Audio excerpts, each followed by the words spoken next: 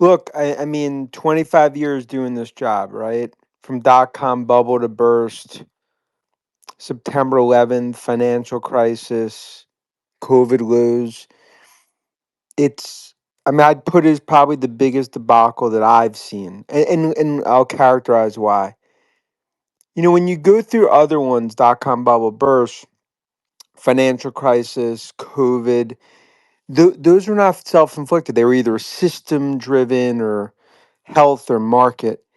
This is a self-inflicted economic Armageddon. And the reality is like for someone like me that talk to tech executives around the world all the time, investors around world all the time, I don't the stocks are reflecting something so dire because I don't think investors realize the ramifications of what they've done in terms of supply chain, tariffs, cost, margins, what that does to the uncertainty of data center spending, overall AI spend, software, semi, retail, healthcare. It's all set and it's all self-inflicted. And the reality is, once you send the snowball going downhill, you can't stop it. Now, for those be like short-term pain, it's worth it. Have you ever been to a fab in Taiwan? You think that's happening here?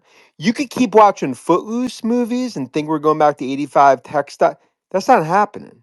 Unless you want $3,000 iPhones and $400 sneakers. So the reality is that this and the tariff levels, that chart is it's laughable, right? I mean, it's a trade deficit chart turned into a weird formula that's a tariff percentage. Those are not real tariffs. So that's the reality. And I just see global investors across the board going to Europe, going to China, because that's essentially what we're seeing play out here. Dan, and I'll throw it to Ahmed after this one. We're in kind of an in-between period right now where Wednesday was quote unquote Liberation Day. The tariffs are set to go into effect April 9th. I know China reacted today saying theirs are going to go into effect April 10th. And maybe would have thought there would be a little bit of negotiations going on, and maybe we just started to get a little bit of whispers from that from the Trump Yeah, but side. also But think about the I'm curious on the but next week. first administration. Gary Cohn, Yet Kudlow, Mnuchin. Who do you have next? Like that's the other issue. Like there, in terms of confidence with advisors and who's running this, and that's a big part of the issue too, right? In terms of like the street worries and like the reality. You talk about Fed.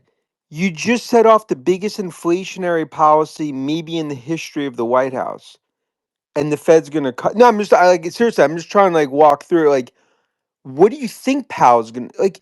You just set off the biggest inflationary policy ever in 100 years, back to 1890. So he's gonna be like, yeah, we're gonna cut. No, so I'm just being, I'm being realistic, and that's why I want to hop on. That's why this is so dire. Hey Dan, good to talk to you again here. Question on how you're navigating this with your clients. I mean, what types of questions are they Sure. asking you about how to navigate the tech trade, and are you telling them to kind of stay put right now? Look, hey, we're basically going like worst case scenarios. Like stocks right now, they're already reflecting 5-10% numbers cuts off the bat. Tech companies, no one's giving guidance in 1Q. Just to be clear, I don't care if it's Palantir, Microsoft, no one's giving guidance. So let's just set that to start. Then it's basically like, how bad does it get? What do numbers look like? What do margins look like? Like I've talked to executives, like they don't know. You can't call a number 1-800 bell. Hey, this is into. I'm just curious about. I'm trying to walk you through why this is so bad and it's different than every other time. And that's why we've spoken out and it's so negative because I've probably talked to, I don't know, 3, 4, 500 investors this week, 50 tech executives. Like, so it's not, it's a pretty good subset, right? In terms of who I'm talking to, and we're just basically navigating like worst case, best case, valuations. Where could they go if it's a recession? How long do the tariffs stay on? What happens when China retaliates? What does this do to growth? What are the ripple effects in terms as this plays out? And remember, it will take Apple 10 if they move 10% of the supply chain, it would take 3 years and 20 billion.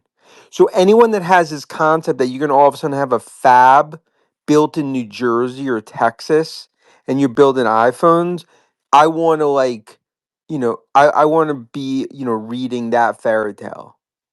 So Dan, do you think that Trump takes these tariffs off next week then, or like No, how do you see it playing out? again, it goes back to like if these tariffs stay on, let's just go back to the whole like, well, it's short term pain. Short term pain? As someone that went to 08, 09 in this job, you'd be telling people like what it's gonna be and like, no, but it's work. And then all of a sudden, 3 months later, you see what happens, and 6 months later, 9 months later. I don't think people understand the implications of what this policy actually means. So that's what it comes down to. The reason the street didn't move on the Vietnam, there's no credibility. First of all, it starts like when you show a chart that no economist in the world would ever characterize that as tariffs. So walk me through how you're going to have not a trade deficit with Cambodia. How's that going? Vietnam. They're going to buy more of our stuff than we're buying of theirs. It's laughable. And look, people can be like, they can say what they want. That's the reality. Market's not political. It's speaking. So Dan, I mean, good to have you again, by the way. Yeah, But it's great to be. one thing I'll say is from my perspective, a lot of people are saying negotiation is not possible here because it would be bad optics for Trump and an ego hit for him. And on top of that, that countries, especially our allies, feel slighted. But from my standpoint, I feel like one or the other has to give because a lot of these countries can't survive without the US consumer. And so it seems like they have no choice but to negotiate. But like I said, at the same time, I don't know what the political optics for the White House. So what are your thoughts on that? Do you think before this Well, April 9th deadline that we could see a softening of the scenario or look, part of the problem is the numbers set out. Because like going back to the whole like, Trump, people like reciprocal tariff, and I'm a believer in reciprocal tariffs. But let's just talk about the real numbers. When you throw up 60, 70, those are trade deficits. Again, it goes back to like, if a fifth grader was looking at that, they'd be like, what? Like, what is this? So where do you start with negotiations with real numbers? If I'm selling my house to you for $500,000 and you're like, I'll give you 2,000, how do you start negotiations there? So that's one thing. Two, it's about the pressure.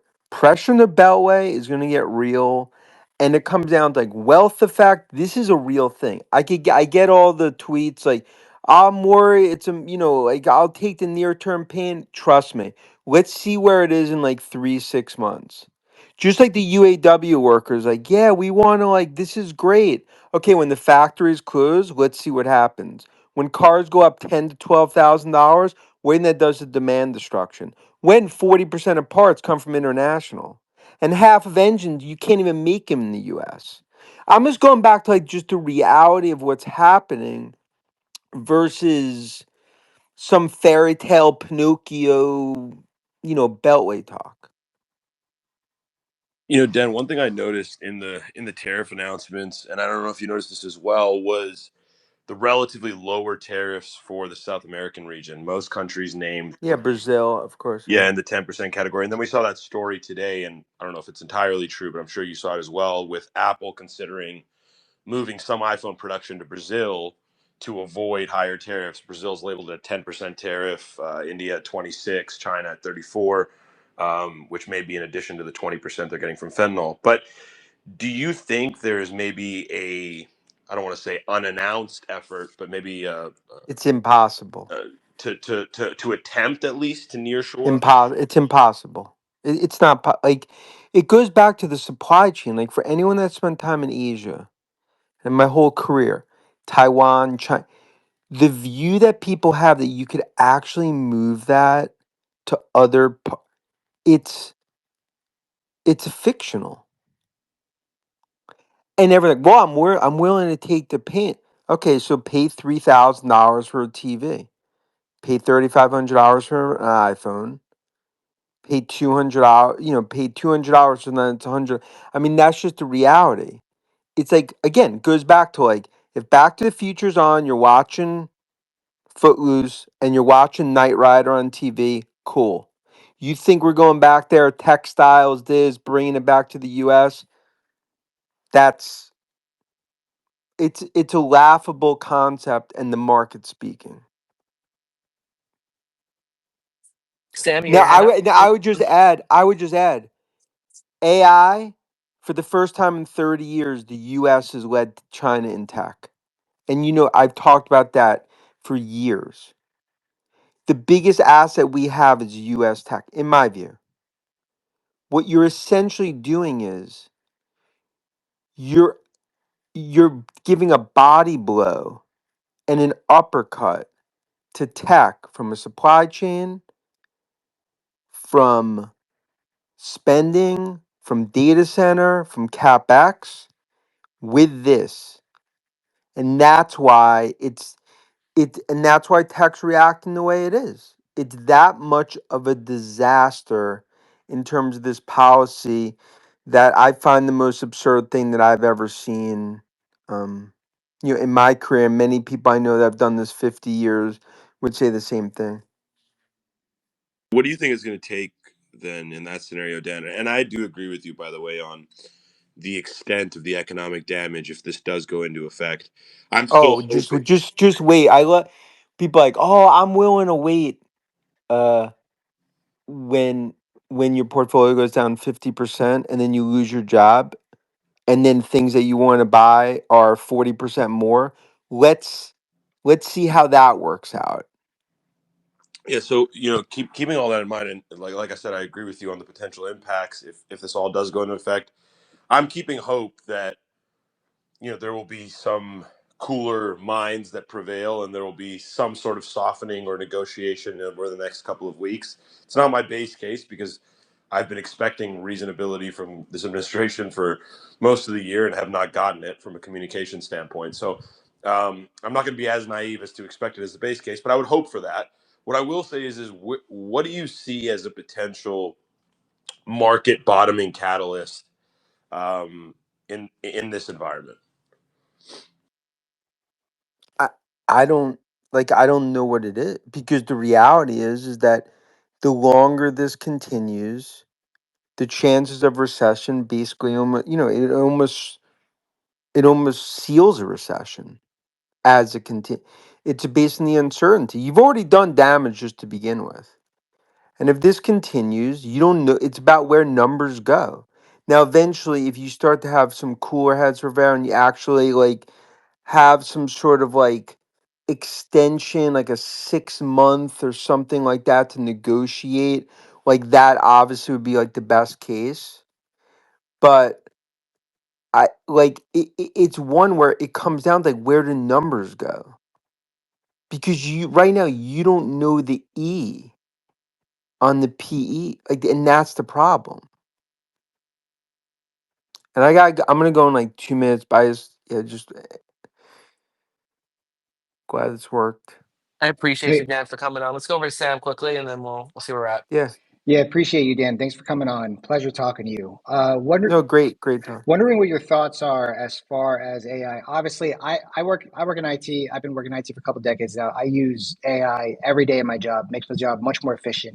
Do you think that at some point there'll be an inflection point where the market starts forward looking again as far as the contribution toward AI, without keeping in mind the capex, but companies like Palo Alto and CrowdStrike, especially in cybersecurity? I know you're a big fan of these stocks. Do you see that starting to be pulled forward as far as being able to turn these high capex costs to lower cost, and therefore reducing the cost of goods sold and therefore increasing the margin? Do you see that happening maybe in next couple of years?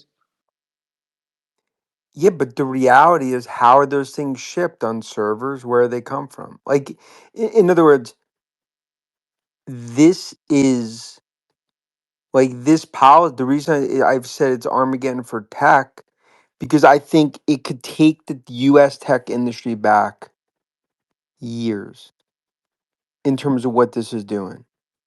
Because I'm already talking to engineer and IT, like they're trying to figure out, oh, do we slow things? How do we get a certain part? Maybe we'll push that off, push this off. Guess what? They're doing that while China is full steam ahead. So, look, I wish I had better news, but it's like, remember, like when I'm doing it, and I know, like, look, haters, I get it. Ah, this, wait, I'm willing to wait, flip flop. I mean, when I talk to 500 people, whatever, between tech executives, global investors around the world, the last 72 hours, like, that's why I talk the way I do, because it's like I'm going to tell like it is. As someone that's been basically, a permabull for the last 25 years. Dan, you got any final words for the people on here? We got about 2,000 on here, Final another words. 3,000 live on YouTube. No, look, final words. Everyone on this call hope for something over the weekend in terms of a delay in tariffs or some cooler heads. Because if there's nothing over the weekend, we go into next week and it's a scary prospect, kind of. All right, well, That's it. Well, I'm Dan, sorry. I'm sorry to leave on that note, but again, it's like it's about like trying to like hope for something cooler heads prevail, and but that's what we got. Dan. Thanks.